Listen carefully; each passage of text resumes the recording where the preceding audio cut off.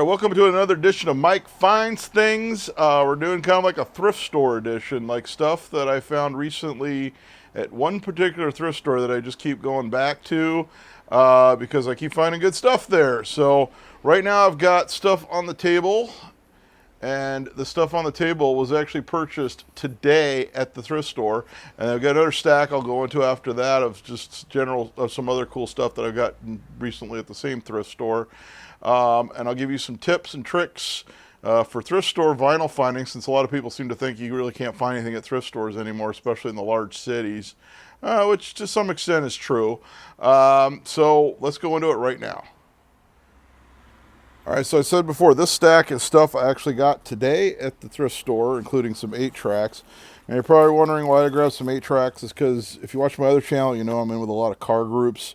And a lot of those guys are starting to want 8-tracks, especially ones, you know, obviously they're period correct to their car. So this is how they packaged them. I got all these 3 for $4, which I didn't think was too bad. I mean, in the old days, I think we used to pay like a quarter for an 8-track. But they're all Waylon Jennings. So we got old Waylon, Waylon Jennings, What Goes Around Comes Around, and Waylon Jennings, Music Man. So some classic country on 8-track. I've actually got a few 8-tracks in my collection. I've actually got Black Sabbath, Paranoid. I got some Zeppelin, Beatles, lots of cool stuff like that. I've got like Johnny Cash. Just, you know, a lot of your basic stuff you find on 8-track. I think even somewhere I have a Blondie 8-track, which is kind of cool. So we'll just get that right out of the way. So since those are the only 8-tracks I found.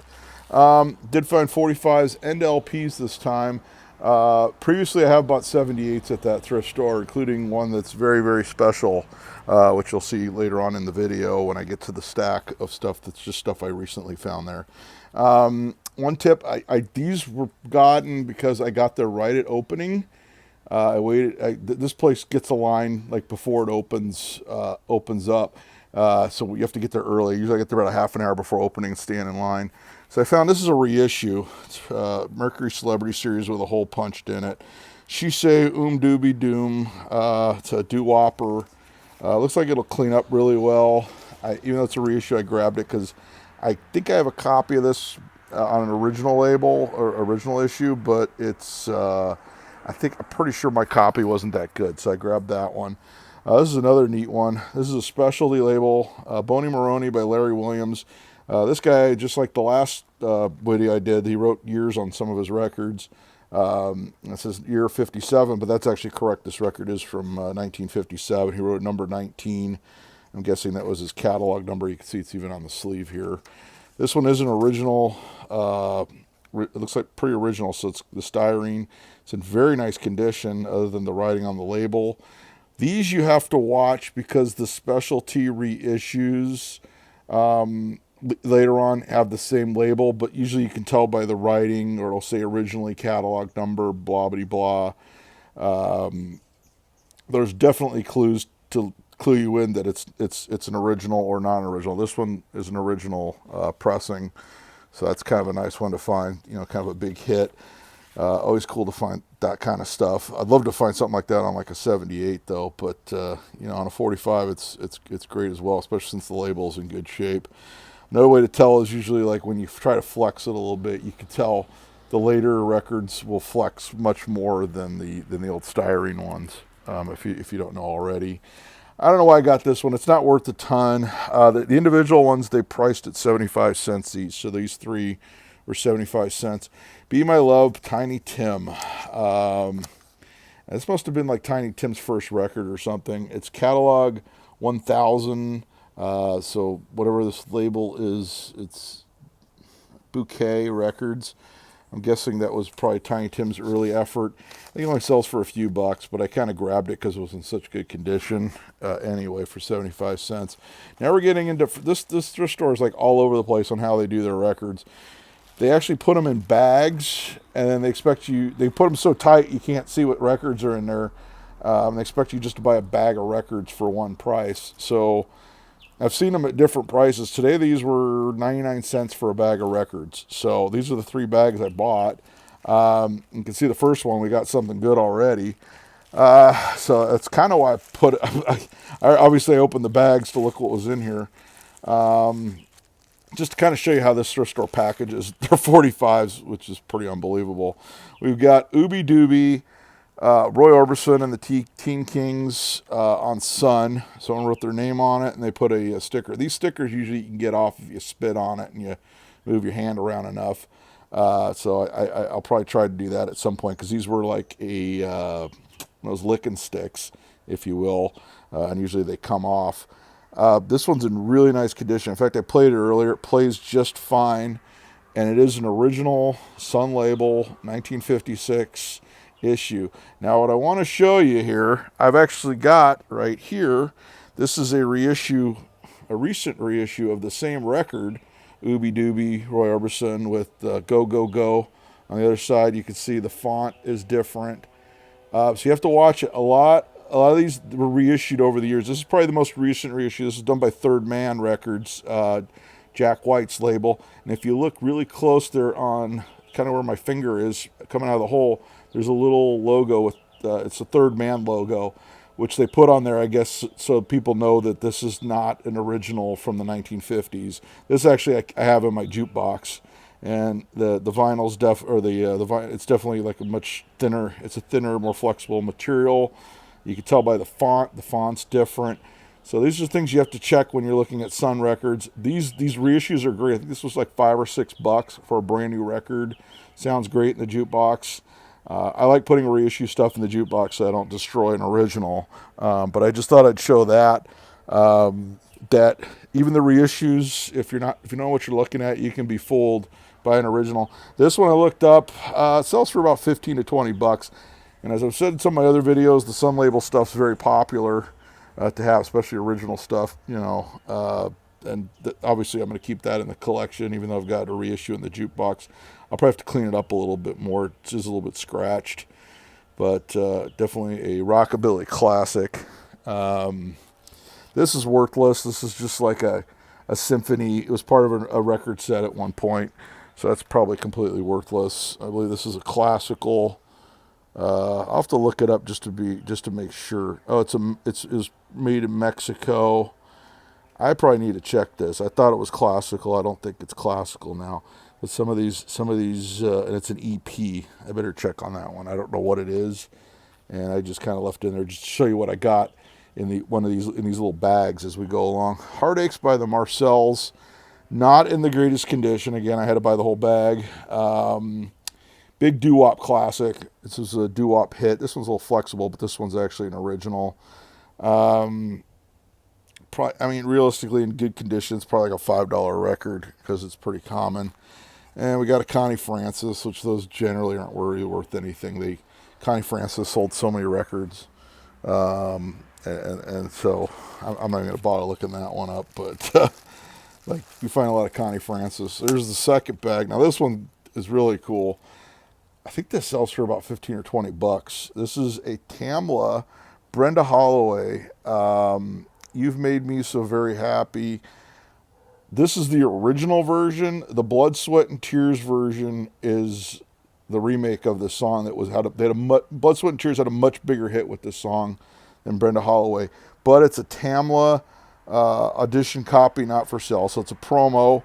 It's written by Barry Gordy, Frank Wilson, Brenda Holloway, and somebody else named Holloway. I'd love to find a Frank Wilson promo if any of you guys get my drift. For those that don't know, there's a Frank Wilson promo, Do I Love You, Indeed I Do, that's worth just an obscene amount of money on the Soul label. It's known as like the most valuable 45, I think, in existence. But this one's cool. It is worth some money. It's in good condition. Great for the Motown Tamla collection. So we're gonna hang on to that. Not sure if I'm gonna sell that one or not. This one really wasn't worth anything. Obviously, it was in the same bag. It says it's a novelty record when I looked it up, but I didn't listen to it yet. What do we call Lonesome Lover or something? A crazy mixed up song. And we got just your run-of-the-mill Marty Robbins on Columbia. Probably not worth anything. But we got more Roy Orbison, so we kind of bringing it back around. The Crowd with Mama. So not one of your more common Roy Orbisons, but it's always I like Roy Orbison, so it's always good to have Roy Orbison in the collection. This one kind of puzzled me. I didn't look that hard, but this is the third bag of 99-cent package here. We got Earth Angel by the Penguins on Power Records with Hey Senorita on the B side. Not in the best shape, a little bit warped, but I've never seen it on a Power label before. I think the original label on these was Duotone out of Los Angeles here. This one's out of Newark, New Jersey. So I don't know the story on this one. Fortunately, obviously Pam wrote her name all over it and wrote Hawaii, and maybe she was excited. I don't know. But I've never seen a Penguins on Power Records. Usually it's on Duotone. Frankie Lyman, Footsteps, and I believe the hit was Thumb Thumb, which really wasn't even a hit. And I looked this up. It's pretty good condition. It looks playable. I'm going to have to check all that out, maybe clean it up some more. This one actually I think this was like $15 or $20 record when I looked it up. So it's worth a few bucks, and it's not a Frankie Lyman you see very often. But kind of cool on a roulette. Usually when you see the roulette label, it's the one with all the different colors on it, not the red label. Sonny Curtis. I said this was a country record on Discogs. Sometimes the genres are off, so I got to play this to see what it is.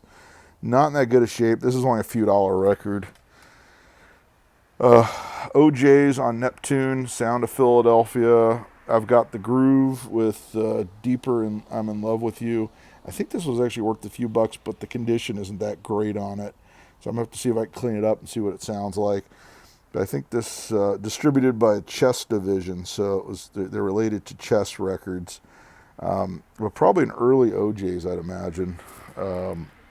Which is actually kind of cool to find, considering I bought the bag, which I think was for the Frankie Lyman record on that one.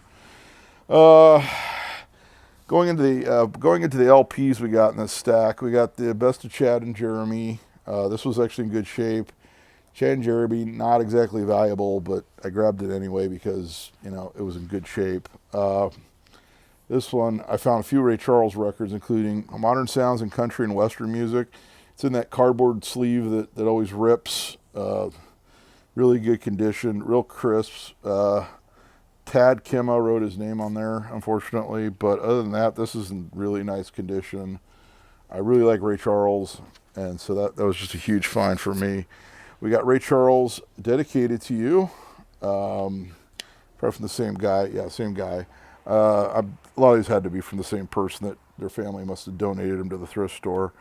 Again, in really good condition, other than the writing on it. So another cool Ray Charles. And just in case you wanted more Ray Charles, we've got you covered. Ray Charles, Ingredients for a Recipe and Soul. That's a great picture there on the cover too. Fortunately, oh no, he did write his name on there. I was about to say, wait, this one escaped. Nope, he wrote his name on that one too. This one's got Busted on it, so a lot of good stuff. Just cool to find so many Ray Charles. These were $2 each. Now this thrift store, most of the records are $1 each on the LPs. If they've heard of the person, they'll mark it up to $2. So obviously everyone's heard of Ray Charles. This one, we got more Ray Charles. Why not? The Genius Hits the Road. There was a sticker here. I'm guessing there was a pricing sticker. If you look, it's kind of oval shaped at one time. I have to see if I can be real careful and try to get that off without messing things up, because it's just basically glue. Unfortunately, they did try to take it off. And this one, he didn't write on it, but unfortunately he took he put a sticker on this one. I'm sorry. This guy lived over in San Fernando on Brand Boulevard.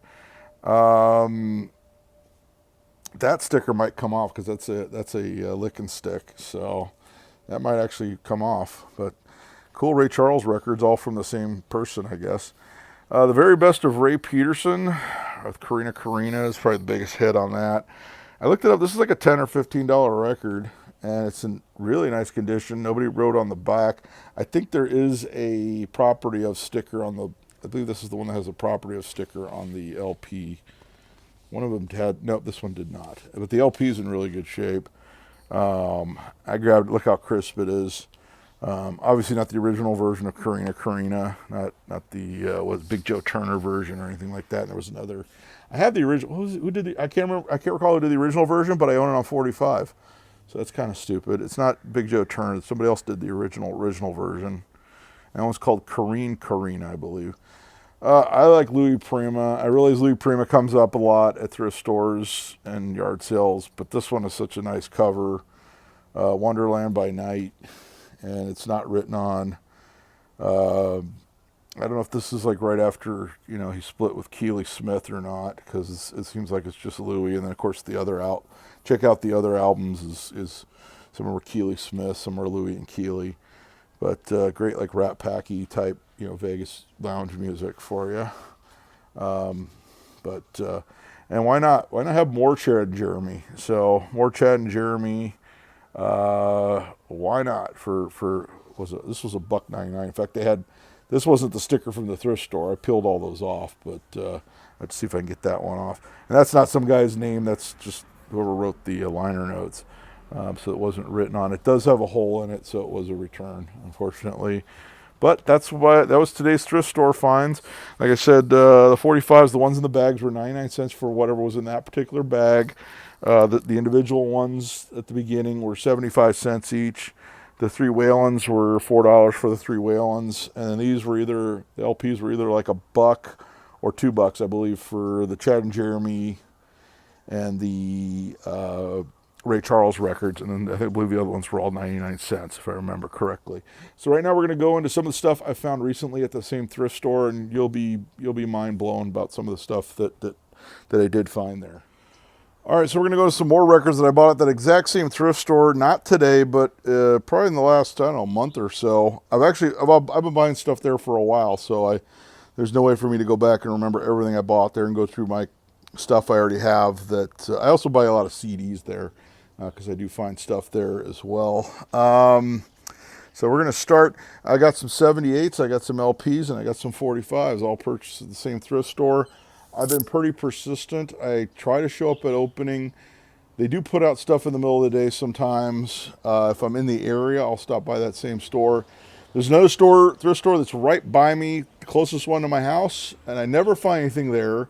And one day I'm there and I realize they have a sign saying, for more records and tapes, go to this store. And there's it advertises a record store up the street. So that tells me that they have that record store go through their stuff before they put it out. So that's why I stopped going to that store. Generally, if you find a store where they don't pick over the stuff before it goes out, you're in business, because that's kind of what this store is. Whereas a lot of your other stores will go through that stuff, especially in larger areas such as here in Los Angeles area. This was a big one. This was there was some guy's collection of 45s, and they put them out a little bit at a time, so I'm sure there's a lot of good stuff I missed. And this was one of them. This is one of them that I did get. Itchy Coo Park, Small Faces. This thing looks like it's never been played. It's in the original immediate sleeve. I think that's just a really cool, obviously a psychedelic rock classic. I think I paid like 50 cents for this or something. And it goes for about 10 online. Now this is the big one. I probably should have put this at the bottom, because this is probably the best thing I've ever found at that store.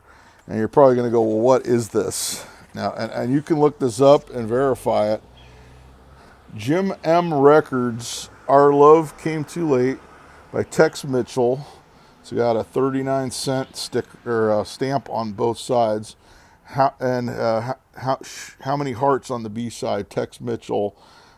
Guess where Tex Mitchell's from? Nope, he's from Olympia, Washington. No, it was Centralia, Washington, when I looked it up. It's the only record put out by Jim M. Records, which I'm guessing was Tex Mitchell is probably Jim. And I looked this one up. I played the record. It sounds a lot like, I believe it came out in '56. I think is what I found online. I can only find one other copy online that's sold on Discogs for $200 in 2015. So obviously a very rare record. I can't imagine they pressed more than a few hundred copies. Unfortunately, the label got torn. Fortunately, it's not where there's anything written. But one of these sold for $200 on Discogs. It sounds a lot like what's his name, like Hank Williams Sr., if you will. It's sort of like that style of music, of country. So I need to look into this. That one's going to be going up for sale, because it's not really something I really want to keep, especially if it's worth that kind of money. But kind of a neat to find one. And it was actually one of those bags of records that they had one time. This was probably a month or two ago. This is another one they had. This is from 1961. It's the Jackie Look by Chris Jensen. This is like a novelty record. It's a promo copy. There's a lot of promo copies. These all had to come from the same guy's collection. Promo copy of this one, and the Jackie Look was actually a novelty record about Jackie Kennedy's hair. And this sells for, I think this sells for about 15 or 20 bucks if I remember right. And it's actually in really good condition. Like the records that obviously were from this one guy were actually in really good condition. Moving along. Not an original. This is an all-time hit series. Everybody Loves a Clown. Gary Lewis with Save Your Heart for Me. So a double A-sided reissue on Liberty in the original sleeve. But worth picking up because somebody's going to want that who likes Gary Lewis and the Playboys. The Bee Gees, and early Bee Gees, Got to Get a Message to You on Atco from 1968. And this was around the same time of the other ones, the ones that were from that one guy's collection. The Jim M, I don't think, was from the same guy's collection, though. Summer in the City, The Loving Spoonful, and as I wrote on here, this is like a super minty copy. It's got the hole drilled in it for a return. But, I mean, it looks like it's never been played. And that, again, was from that when I was finding those ones that, I mean, only I could think of is they had to be from the same guy. Kind of Hush, Herman's Hermits. Common record, but I got it because it was again one of those minty ones.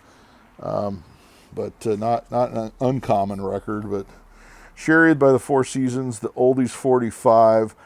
The Oldies 45 were reissued. These were reissues. This song is originally from 62. I think they started doing these reissues in like 64.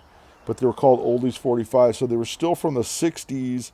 But they actually put the words Oldies on the records because it was their second issue of the record. But Sherry by the Four Seasons, probably from the same guy, minty condition. So grab that one because I like the Four Seasons. Usually I don't go buy a lot of Herb Albert stuff because it's so common. But it's Casino Royale in a picture sleeve.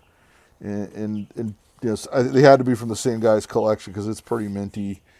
Really cool, not quite a Bond theme because it wasn't really an official Bond movie at that point. They'd gotten the rights, and by then, I think it was the only one that artist didn't get the rights to till much later, and then of course did the newer version of Casino Royale. So they kind of did it as like a campy parody of James Bond.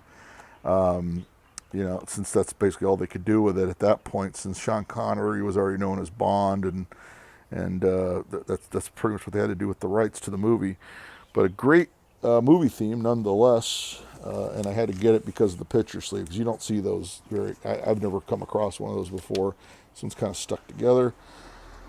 Barry Mann, his big hit was Who Put the Bomb? War Paint with Counting Teardrops. And I know I looked this one up. I don't think it's worth a whole lot, but it's kind of neat to see a Barry Mann that is not, and it's in the original company sleeve, ABC Paramount. It's kind of neat to see a Barry Mann that isn't Who Put the Bomb.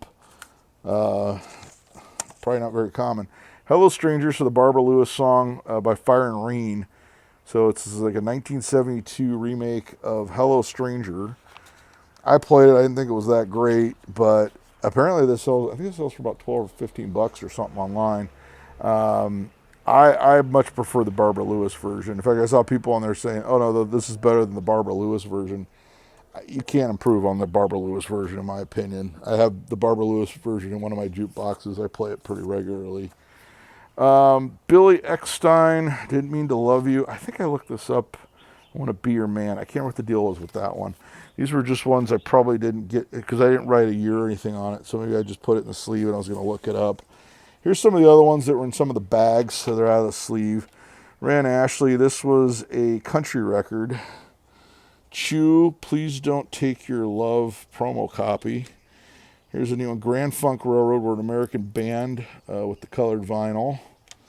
Elvis Presley, All Shook Up, RCA Victor. A little bit of warpage. I believe this still plays, though. I think I tried to play it. Unfortunately, they put names and stickers all over it.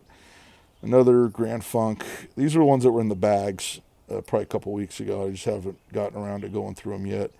And it's probably nothing. This one's I believe a UK or overseas Johnny Logan, One Night Stand. And I don't remember. These were in the bag. So a lot of these were ones I got with other records that I wanted in the bags. A plastic Ono Band, Loud. Plastic Ono Bands usually came in a picture sleeve.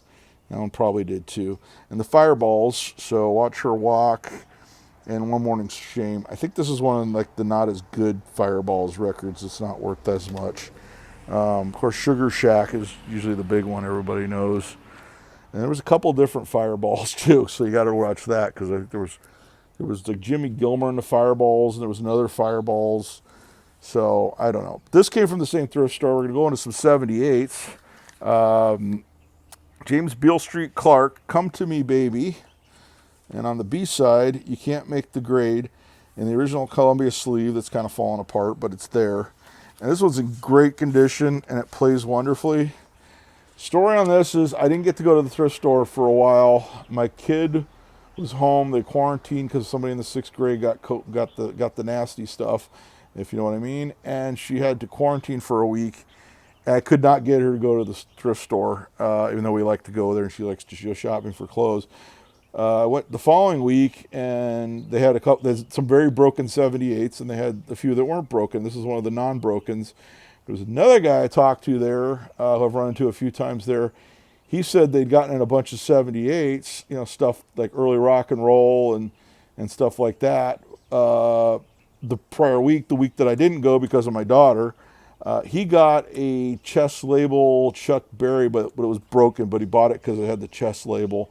So I'm guessing they put them out and they broke, some kids must have broke them or people must have broke them going through the records too fast, unfortunately. But this one did survive. It plays wonderfully. It's not broken. James Beale Street Clark, and uncredited on this record, the guitarist is Muddy Waters. Now this record's from 1946. This is before Muddy Waters was a name. So this record actually sells for about $20 online. I'm not going to sell it because I like the blues and I love Muddy Waters, and I just think it's a killer find. So that was just a great find for my collection. And I grabbed these. These wound up, I think, the following week. I kept going back, hoping they'd put out more of that guy's 78s. I don't think these were the same guys. These had the neat sleeves from a record dealer in England, here in Wellingsboro, England. And I got 3 of these, and they're UK 78s. That one's hard to read. Semper Fidelis March. His master's voice, which is, of course, UK RCA Victor is his master's voice. But these sleeves are really amazing. So for 99 cents a piece, I said I'll grab them. Nothing spectacular, 78-wise.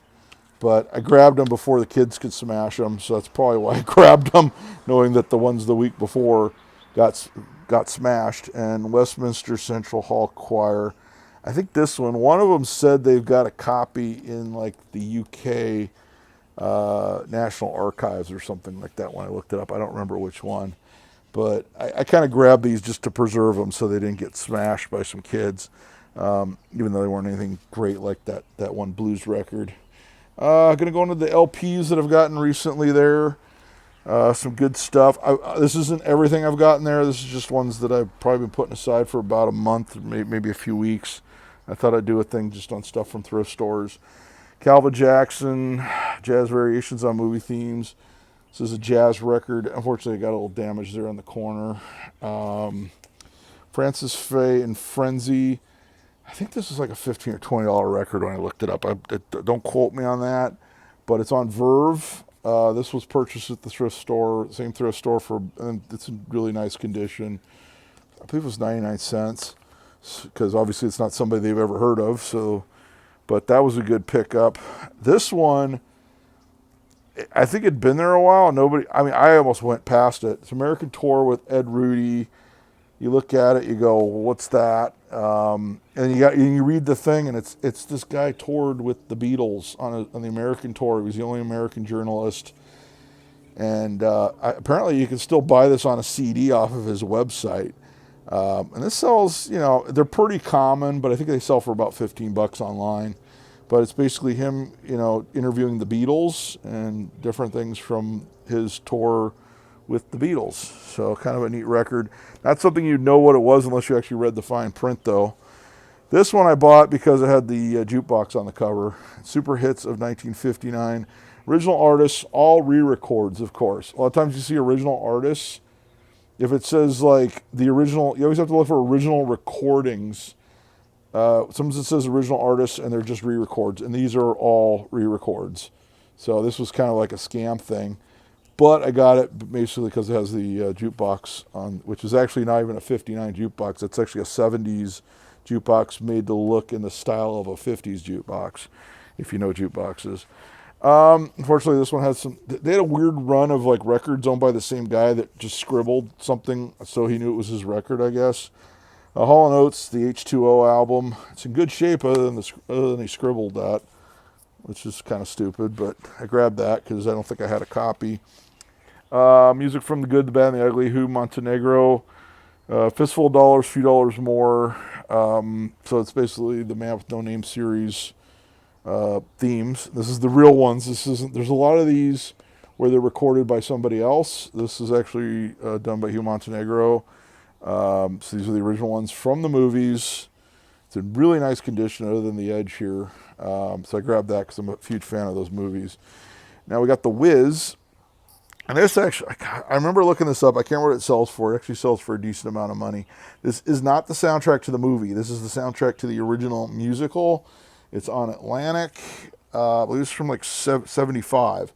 So this is before the movie. I think the movie came out in either like late 70s or early 80s with like Michael Jackson and Diana Ross and all that.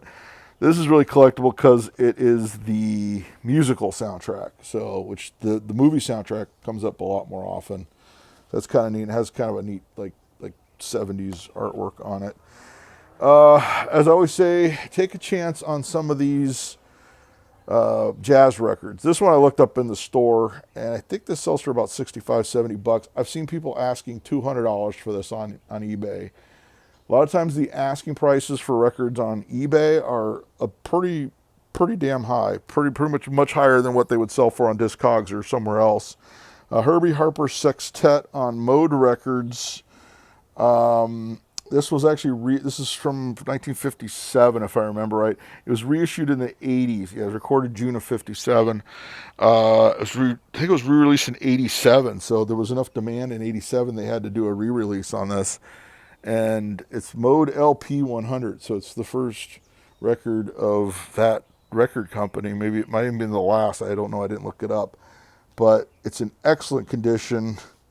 The jazz people never really wrote their names on stuff like the rock and roll stuff, but it's highly collectible. I think I paid $1 for it, and it sells for about $65-70 online. So definitely worth scoring. This one doesn't have a lot of value, but I picked it up anyway. Laurel and Hardy motion picture soundtracks.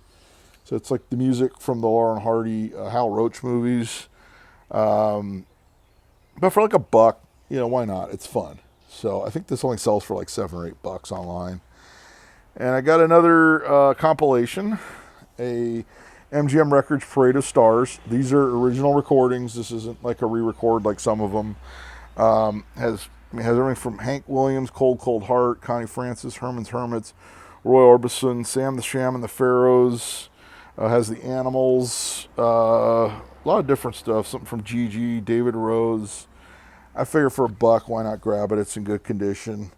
Just a good like variety of music from back in the old days. I mean, going back to Hank Williams days. So that's early 50s right there, all the way up into the late 60s. And last thing I have selected from that one thrift store, I've got Gilda Radner live from New York. It's Saturday night. So that is definitely a cool find. Not in the best condition, but I have a collection of comedy records. I did not have this one, so I figured why not get it. It's actually produced by Jerry Wexler, so there you go. From a little bit of a tie to some soul records. So that's what I've got. So some tips. I mean, generally, if you find records where they've been grabbed a bunch of times, those are the ones that have been there a while. You don't want to buy. You want to look through the ones that look crisp, because they're the ones that got recently set out. Keep going back. Know what you're looking at. And usually if there's other people that are going to be looking through the records, if you find the record, just grab it, put it off to the side. And then when you get to the end of the stack, that's when you get to the end and you're like, okay, I pulled everything. Then you take those records, you go to another part of the thrift store, then you start looking at condition and stuff like that. Also have the Discogs app, because you can actually look up values while you're at the thrift store. You're not going to offend anybody, and that way you know exactly what you're buying. So those are pretty good tips for going to thrift stores. I'd say hit thrift stores if you know you're going to a certain area and there's a certain thrift. Make some time to go hit it and all that good stuff. And I'll probably have another video for you next week of some more records or something else that I find. You never know. Please subscribe to the channel because it is fairly new. I think we're up to like 49 subscribers currently and counting. And until next time, I'll be seeing you.